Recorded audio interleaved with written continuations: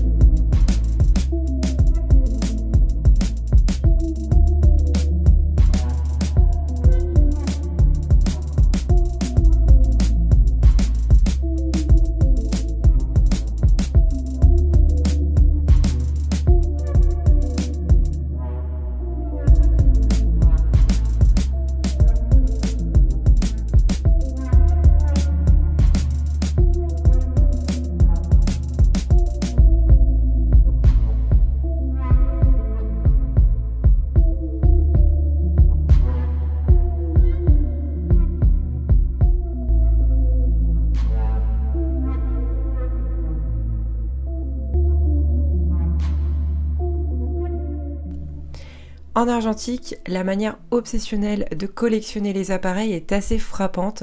Je pense qu'au vu des prix abordables et face à la multitude de modèles, on est facilement soumis à la tentation. Cet énième point and shoot n'était pas nécessaire du tout, mais je l'aime beaucoup. Je crois que je suis toujours aussi séduite par la compacité et la facilité du tout automatique lorsque je pars quelque part. Je ne pratique pas de la même façon et je sais que ce sera pour un usage plus léger. Pour vous donner une idée, je pratique mes séries photographiques beaucoup plus artistiques avec mon réflexe Canon AE1 avec un éclairage beaucoup plus travaillé et d'autres accessoires. Mais j'avoue que maintenant c'est devenu très lourd à transporter et c'est très encombrant. Et je n'ai pas toujours l'envie de faire des photos remplies de créativité et de sens. À titre personnel, les photos légères sont nécessaires pour rééquilibrer ma pratique artistique. Cependant, les appareils tout compacts comme ce Fuji sont toujours très semblables et n'apportent pas de réelle différence. On pourrait quand même se questionner sur la pertinence d'en posséder plusieurs. Et bien sûr, il est très bon et sa qualité n'est pas à contester.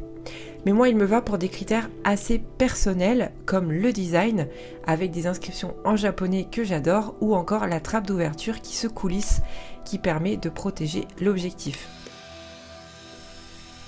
On me demande souvent des conseils pour acheter un appareil, la plupart du temps des point and shoot, sauf qu'il en existe des centaines et vos goûts vous sont respectifs et je ne les ai pas tous testés, donc ce serait très compliqué de viser juste. Le principal conseil que je peux vous donner, c'est par exemple, j'ai mis des années à comprendre ce que j'aimais et ce qui correspondait à ma pratique, je vous conseille d'en faire autant et je pense que chacun et chacune doit prendre le temps de se connaître afin d'acheter l'appareil qui ne vous quittera plus. Cette vidéo reste un prétexte pour vous le montrer, bien évidemment, et savoir qu'il existe. J'apprécie qu'il soit efficace avec des fonctions essentielles, comme le flash débrayable, un retardataire, et le fait qu'il soit relativement silencieux. De plus, son objectif il est beaucoup plus lumineux face au grand concurrent qu'on connaît tous, l'Olympus Miu 1.